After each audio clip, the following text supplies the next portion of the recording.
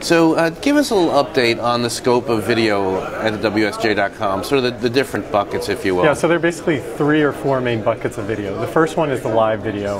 We have a flagship show, which is called the News Hub. We're doing the Digit Show, Opinion Show, Markets Hub. We're doing about 2 hours of live video a day.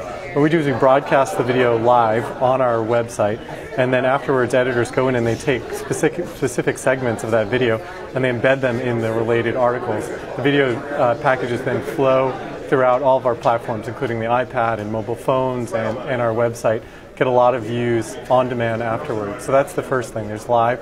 There's package videos. We have reporters and multimedia producers who are producing these package videos.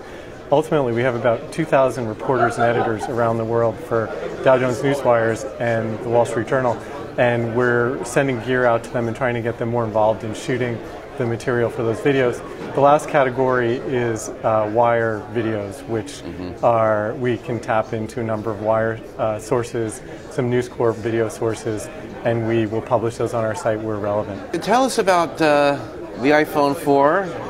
That's becoming sort of a video device of choice, is it? Or yeah, so we've tried on? over the years, we've tried different video equipment to send out to our bureaus and our reporters. We've had little Sony Handycams and Kodak ZI-8s, and what we're converging on now is iPhone 4s because they give you the ability to do both live video shots using Skype and also to shoot HD video and B-roll and interviews, and you can actually even do some basic editing and send that back to be published. We have probably a few dozen that are out in the field right now. We have a budget to expand it actually significantly beyond there, and we're working with the reporters to streamline some of the workflow.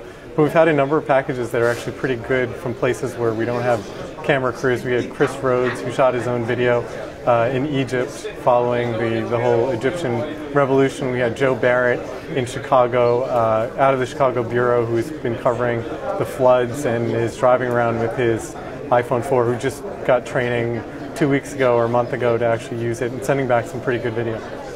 Okay, let me ask you, as an editor, how do you make a decision on what to use as far as video, either accompanying a text story or a video on its own? And the other question is, why do people, presumably like business people who are on the run, why do they click play? Why do they want to engage with the video? You know, I think one thing that our video does is it introduces our readers to people and places that they don't have access to. One of the great things about being a journalist at a strong news organization is that you have access to people.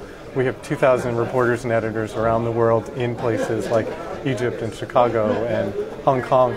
And I think what prompts readers to actually click play on the video is the promise that they're going to learn something from these reporters who are covering the story, or that they're going to see a person or a place that they wouldn't have access to otherwise. And so that I think is what we're offering our readers. And in terms of the decision as to what format, whether it's live or packaged, it's really made on the fly and based on the subject matter, how much time, where the reporter is. You know, ideally, for a big story, we'll hit all of the major categories.